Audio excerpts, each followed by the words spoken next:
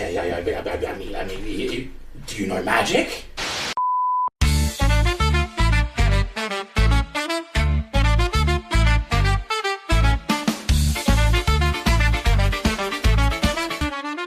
Hello everyone. We are happy to have you here for our premiere session of Welcome to Omnia. This series of games will be based within the realm of Omnia, a plane of all things. Omnia is a universe teeming with life, change, chaos, and attracts the insane, money-hungry, and those seeking knowledge or power. On this adventure, the unknown, I have joined with a ragtag team of crazies. To my left, Jack. Hello. Fantastic. Susan. Hello. Marvelous. Emma. Excellent. Jesse. Wondrous. Brilliant. Ryan. Outstanding. And of course myself, Hayden.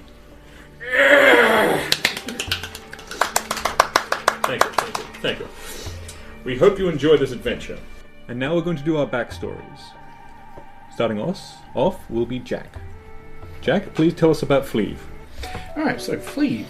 He is a fairly small guy, and made almost entirely of goo, aside from the fact that he's wearing gloves and boots. But with that, his appearance is very bland in terms of like facial features and whatnot. He made himself try to be as unassuming as possible. So, despite the fact that he's made entirely out of slime, all of his clothes, hair, all slime, and just has a pair of leather gloves and some leather boots in terms of actual clothes. And what about his personality? His personality is sort of... The best way to describe it, probably in the shortest way, would be a nervous golden retriever. He is not very confident in his abilities, but he tries his absolute best to help anyone who asks. And, success varies. Beautiful. And tell us about his backstory.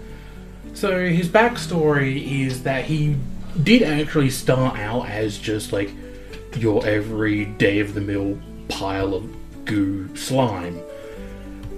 Until one day he actually got hit by a wave of wild magic thanks to a nearby sorcerer. And that kind of like just gave him sentience. And for a while it was still just a blob of now sentient goo, he stuck around a village for a while and realized that like hanging out with humans would be pretty cool.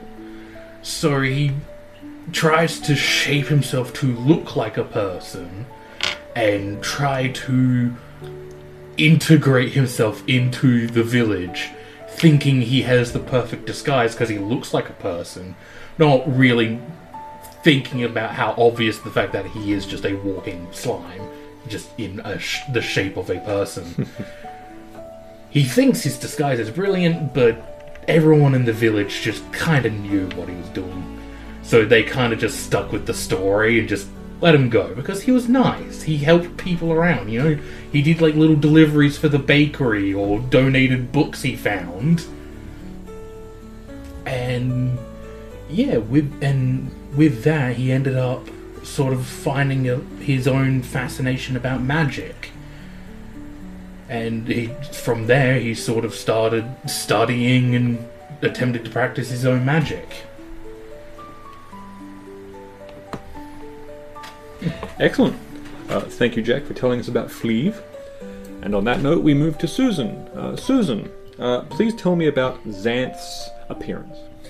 Alright, Xanth is a very tall tiefling with dark rust-coloured skin and long wavy green hair with luminescent yellow eyes. He also has black ram horns as his horns shape. He doesn't like to wear anything he hasn't made. so most of his clothing is hand-weave, handmade, and all of the jewelry he has, so like his many earrings, rings, and decorations he likes to hang off his belt, and his cloak are all made from dried flowers, twine, drops of amber, and dried seeds. His armor is made from iron tree bark, and his clothes are made from spider silk, dyed in soft greens and yellows. His cloak has lots of pouches on the inner lining that he likes to put small objects in as like little good luck charms. Usually that's just dried herbs, pebbles, or other knickknacks he finds interesting. His movements are a little stiff and stilted, and he tends to emote more with his hands than his face. But he's a very kind person with a big heart, and he will always try to seek out the more peaceful solution to any conflict or situation, simply because his mother warned him that if he gets angry or uses his fire abilities too much, bad things will happen, and it would attract the attention of the cultists that were trying to capture him. He was born in the forest, so for as long as he can remember, he's always been living out in the woods, travelling from place to place with his two mothers. His birth mother, Serena, who is a human, and his mother's partner, Adriana. She is a furbog, and the druid that taught him everything he knows. Three of them have been living in hiding for almost 3 decades now, from a cult that his human mother escaped from. This demon, Xanth doesn't actually know the name of, because his mother refused to say it. In fact, she refused to speak about her past, other than the fact that there were very bad people after her and Xanth. Zan is suspicious that his father may be the demon that the cult worshipped, and that's why they desperately want him back. And that's why when they got really close to capturing him just a couple of months ago, his mothers decided to split ways with him to try and attract their attention off of him so he could escape to Omnia. Perfect. M, would you please tell us about Solaire? So Solaire is a tiefling rogue with deep purple scaled skin. She has gold eyes that almost look like molten gold, and they're quite piercing, like she sees it right through you. Her horns curl back like a ram's horns, and they are adorned with delicate gold chains and charms. Her long hair is braided with small trinkets and jewellery, hinting at a life filled with stolen treasures. She wears layered necklaces and rings on every finger, a hooded cloak ready to conceal her, and fingerless gloves to ensure that her hands are ready for whatever task comes her way. Every detail of her appearance is a careful blend of sophistication and practicality, and she is more than just a thief in the shadows, she is a survivor. So her story is that her life began with rejection. As a child, she was abandoned and left in a rundown orphanage in Leros. Her infernal heritage made her a target of prejudice, and from even the very people who were supposed to care for her, they rejected her. For years, she endured the pain of being unwanted and unloved, and when she came of age, she was cast out with nothing to her name. Thrown into the unforgiving streets, Solaire had to learn how to survive. Hunger drove her to desperate measures. At first, it was something small like stealing a loaf of bread and a handful of coins, but her sharp instincts and natural talent for stealth quickly became apparent. Before long, her reputation caught the attention of a criminal organisation. They offered her protection and a place to belong. For the first time, she felt like something that she thought was acceptance. For a time, she thrived in the world of thieving, heists and smuggling. She honed her skills and built a life for herself. Yet amidst the thrill and success, she felt the weight of her actions, the stolen things, the betrayals, and the life she ruined. It all began to wear down on her. She really dreamed of a life beyond crime. However, that came crashing down during a recent job that went horribly wrong. She was double-crossed and left exposed, and a bounty was put on her head. and a relentless hunter was on her trail. Betrayed, she was forced to abandon the only life she knew and became a fugitive, constantly looking over her shoulder, staying one step ahead of those who wanted her dead. But she still dreamt of a life beyond the crime. Perfect. Now, Jesse, can you tell us about your character? Yes, so Kale McFlanders, human, dark hair, about medium length, short to medium. As far as apparel, that changes frequently, depending on the environment he is choosing to blend in. He grew up on the bustling streets of Laros, and from a young age he felt the weight of the world pressing down on him with the expectations of a family that was firmly in the working class. However, the more his family insisted that he follow a proper path, the more he was determined to forge his own. He has a silver tongue and has become adept at charming his way into the hearts of the city folk, turning strangers into allies with his witty tales and songs. He's learnt to play a couple of instruments, so the lute, the viol and drums, and he also can weave melodies that resonate with the hopes and dreams of those around him. Music has become his armour and a way to escape reality, but it's also served as a distraction, a cover for his true ambition, which is to become the greatest thief that has ever lived. Kale's talents, as they grew, he's also started to try and gain wealth, though not always through legitimate means, and in an attempt to steal from a corrupt nobleman gone wrong, he was spotted, but the guards mistook him for a rival thief with similar features, who was arrested and imprisoned for Kale's crimes. Kale, of course, feels no remorse for this. In this life, achievements are only equal to what you can get away with. Now, the whispers of his exploits began to echo through taverns and alleyways. He started to embrace his identity as the Weaver, and navigates that delicate line between hero and villain, his silver tongue spinning stories that both entertain and distract from his true motives. He is a rogue with a heart of mischief, but always chasing that next heist, but is a lot of bravado, and as he's gone on, he's found a growing desire to redefine his legacy. So he's not just a thief, but a master of his own fate. Excellent. Look forward to seeing him in the future. Alright, Ryan. Please tell us about your character. Yeah, right. Already begun. Alright, yeah. Let me introduce you to Galthane Stonefist, a force of nature wrapped in muscle, grit, and a hefty dose of reluctant heroism, towering at nearly 7 feet tall. Galthane is a Goliath whose very presence commands attention, quite big. His stone grey skin is etched with natural markings, almost like the mountains themselves have carved him out of rock. Piercing grey eyes, long dark hair, a bit grey at the tips, same with his beard, and a few scars across his body. But Galthane isn't just about brawn. Beneath his rugged exterior beats the heart of a man shaped by tragedy. Once led a simple life, tending to his farm, caring for his village, and dreaming of nothing more than peace. The dream was shattered the day that raiders swept through, leaving destruction. Forced to take up arms, Galthane turned to bounty hunting to survive, and to pay off a life debt the Hunters Guild that saved him. Now he walks a path that he never wanted, hunting down dangerous criminals. Galthane isn't just a brute with an axe.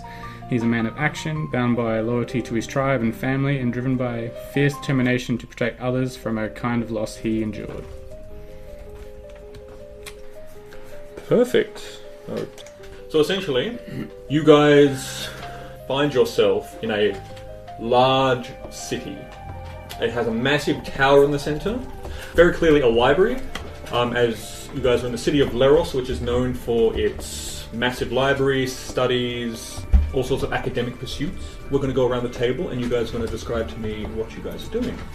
So first we're going to go with Jack and Susan. So what I'm presuming is happening right now is you're kind of like overwatching me, like very carefully just sketching out this circle, like little line by little. But of course, this circle is, a couple of meters in diameter. As it stands, we have a slime person and a very tall tiefling just leaning over the slime person and watching them very intently.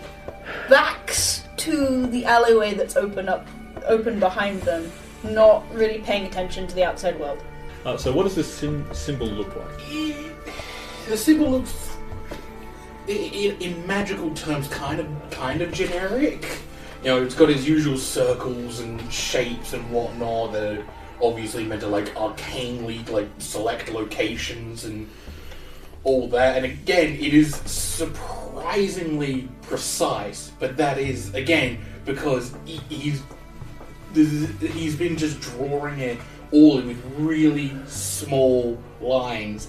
If a slime could sweat, he would be sweating buckets. His whole body is actually somewhat vibrating from the anxiety that he is currently feeling from having to draw out this teleportation circle. Is there anything I can do to help? I mean, do you know magic? Do you know how to write magic? I know how to write Druidic. I don't think that's magic. It is. Is it? It is. I mean, okay, how are you with teleportation circles? We don't usually teleport. Well, there you go. If I still had that book and I returned it back to the library... I can go get it if you need it. I mean, you can go get it if you want to help.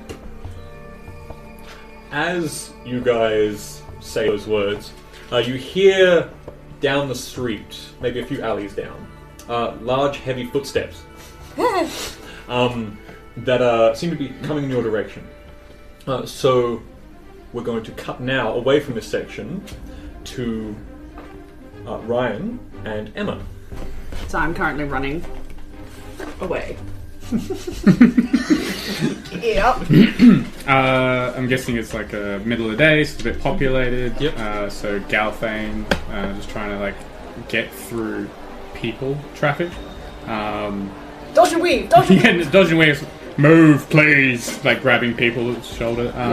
I'll be I'm quite small, so I'm taking all the smallest gaps possible because I know the person following me is quite large. I haven't actually turned around to look at them, but based on the sound they are making. And I'll try to dart down the next smallest alleyway I can find. You find a relatively small one.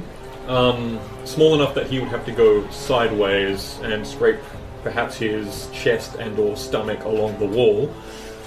But he would still definitely be able to make it through. Yeah. Once seeing it gone down the side, and then angrily just squeezing through, Angrily. just stop!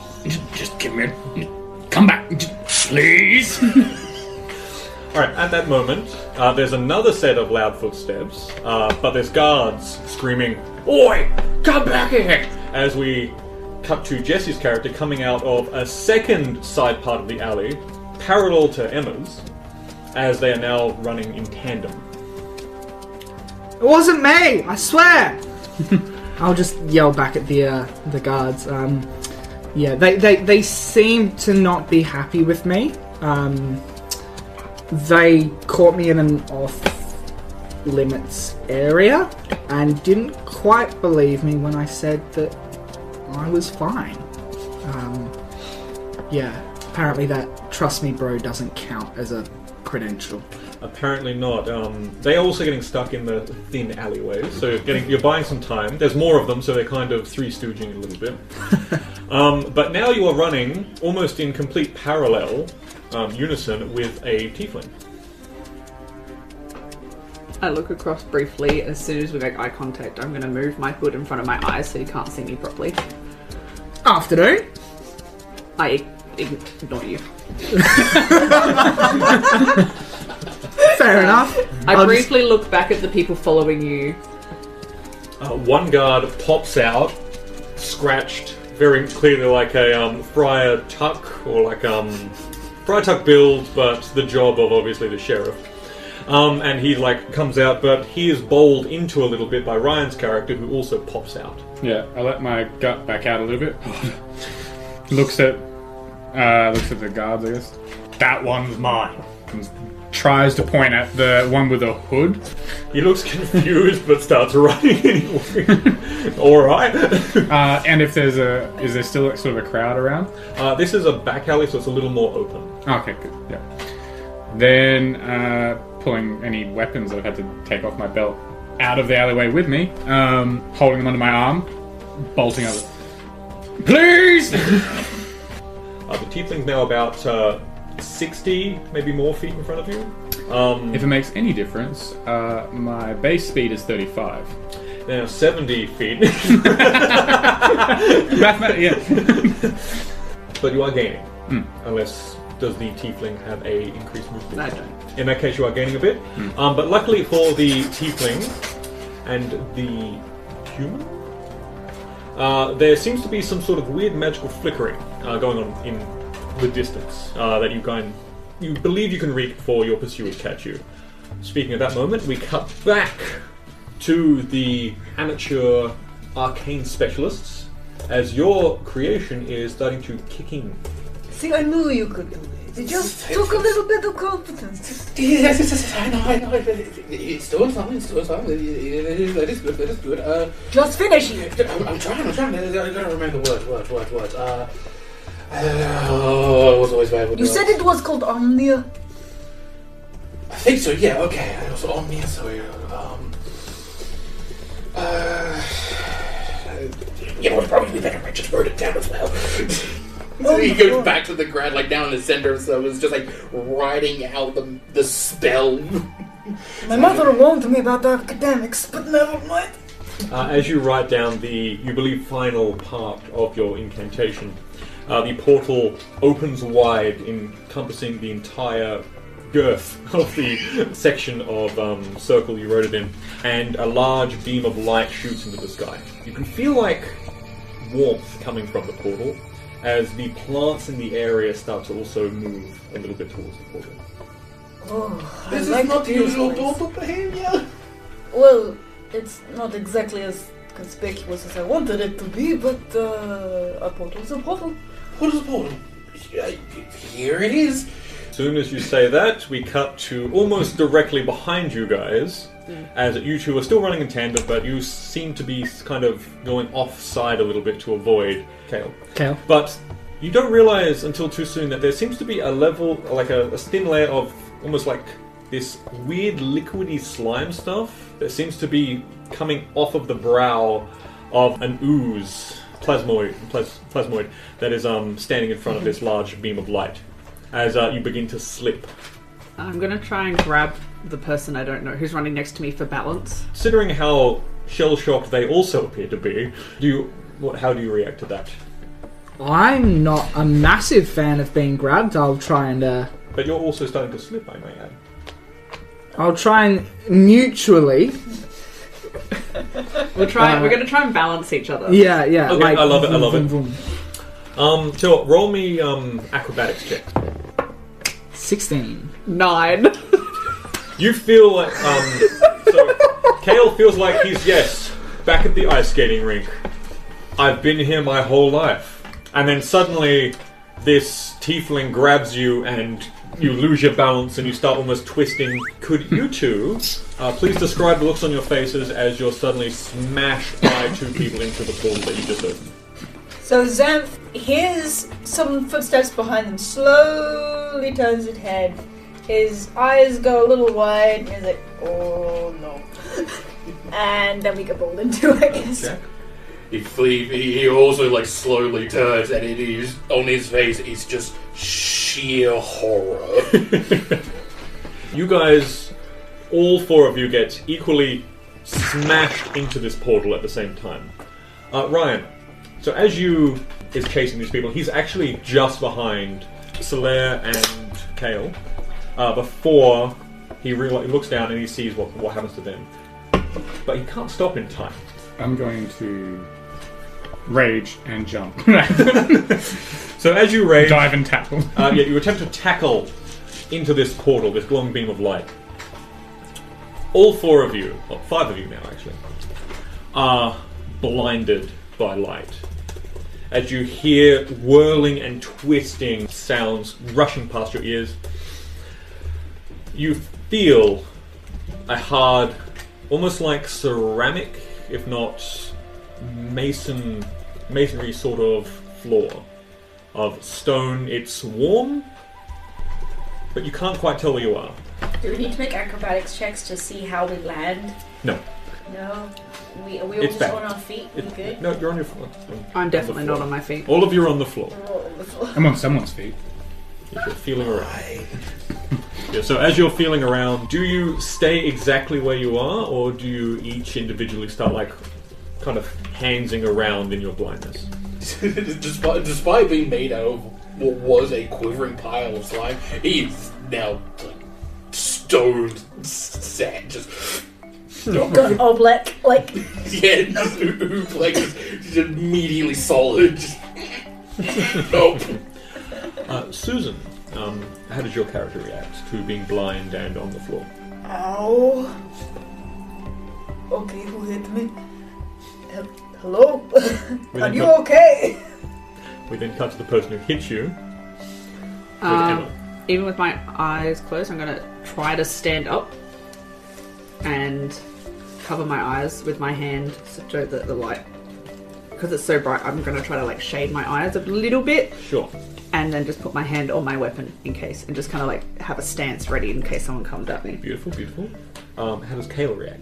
I'm immediately going to try and disentangle myself from everyone. Okay, beautiful, beautiful. I'll stand up and start just feeling through my pockets to try and find something I can use to give off some light. No, Everything's it's kind of too light. bright. Everything's It's too too bright. bright, sorry.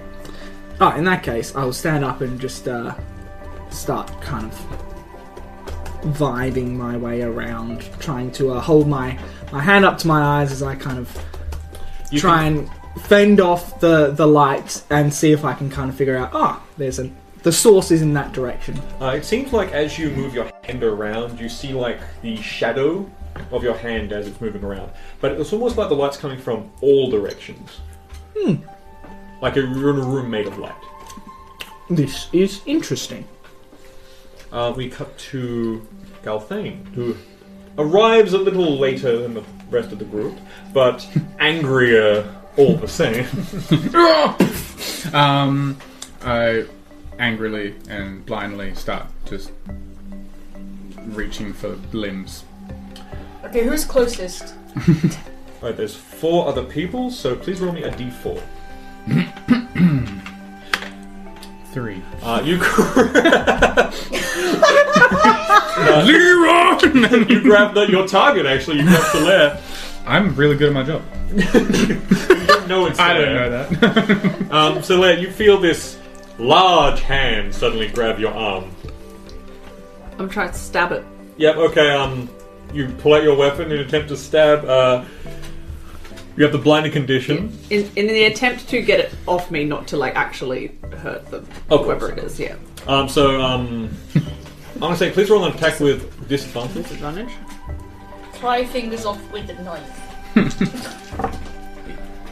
It both loosens I grip. rolled and 2 fingers. 11s, so What's your AC? 16. No, 16 is the actual number. Oh, okay. In that case, you feel a dagger. Yes, a dagger. A dagger stab into your upper finger, the one holding her most closely.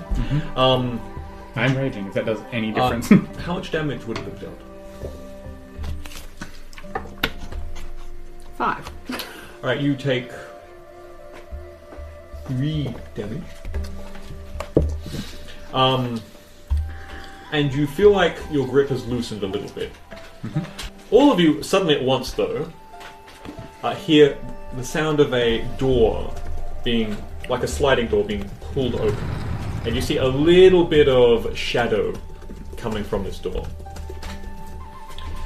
As you hear a large, rotund voice from perhaps some sort of large dwarf, if not a giant of some description. A big, burly sort of voice. Alright, what's happening in here then? Well, there seems to be people attacking one another. That's not right, it is, ain't it? You, stop stabbing that man. That man, let go of that woman. If he lets go, I'll stop stabbing him. No. I stab him again. Alright, so you roll to attack this. Probably not. Like 11.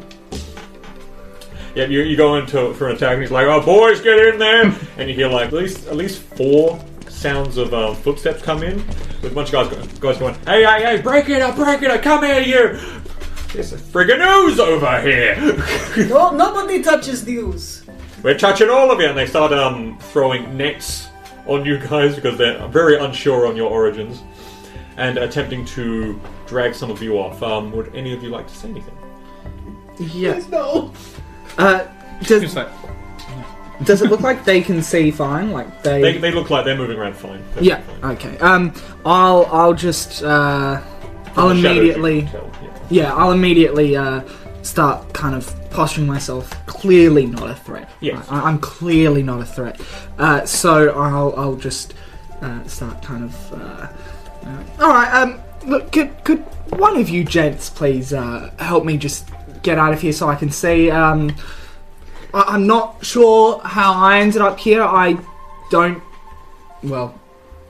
think I know anyone else who's here. I can't really see too well. But if you could help me get out. It's alright, you'll all be taken to the same place just for some questioning and we'll find out why you're here. Oh, you don't need to take me anywhere for questioning. I just fell through the great white light from the sky. Yeah, okay, we're definitely gonna need to question that. They like essentially like cuff you, and but they're very gentle with you being like so cooperative. A little less so with the giant man and the woman with the knife, who have immediately been netted. I'm struggling as much as possible to get out of the net. Alright, beautiful. You feel like this electric shock get right into your neck. Like you feel like jolts of electricity. You're not sure what happened, but it's like you've been cattle prodded.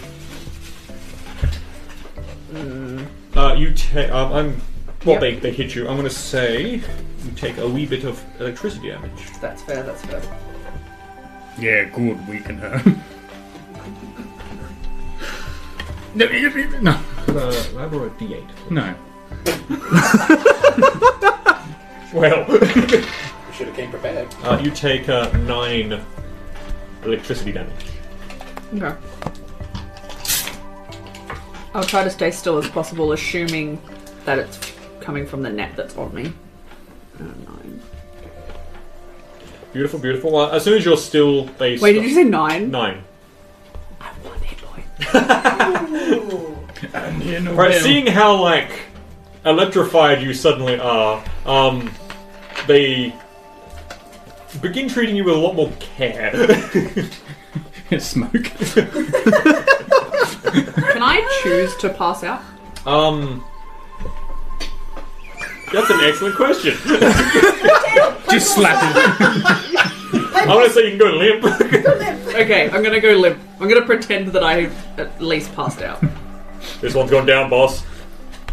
Shit. Alright, drag her into the cell with the others. Make sure you get a medic in there quickly. I'm trying to fight that. Dibs! Contract!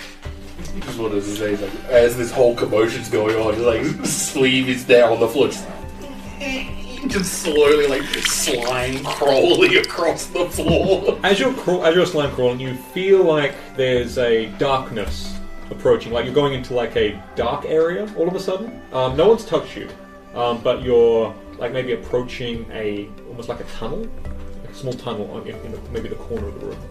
Do you enter the tunnel? Yeah.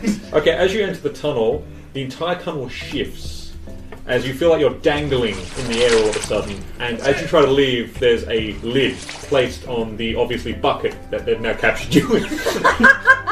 They Looney Tunes you. It's my worst nightmare. I'm gonna be stuffed in a jar. I'm gonna be kept on a shelf. What? No. Oh, wait, no. wait, hold on. Don't. If you don't like His kind. I can go back. I can go back with him, please. Just don't hurt my ride. We're going to ask you all questions. Someone else is here all of a sudden. They seem a little less stocky, maybe a little less big. What do you say, Magistrate? What do you want to do with them? I say we put them into the cells and then question each of them. I don't need to be put in any cell. If you've got, I'm happy to come upstairs. You will be put into cells to question. I can answer questions. Just I'd rather be upstairs. You can have on my honor, I will not leave whatever room you ask me to wait in. Good, the cell, please. It's an interrogation cell. Thank you for cooperating. You're welcome. Yes. Can I at least stay with the ooze? He will freak out with that by himself. I am sure the ooze will be fine. No, he won't. Well then, Please don't put me in a jar! No, you're inside a jar already, aren't you? He is a ball of anxiety and he needs help. we will get him help. We have entire temples dedicated to crazies. He's not crazy. Into the cells!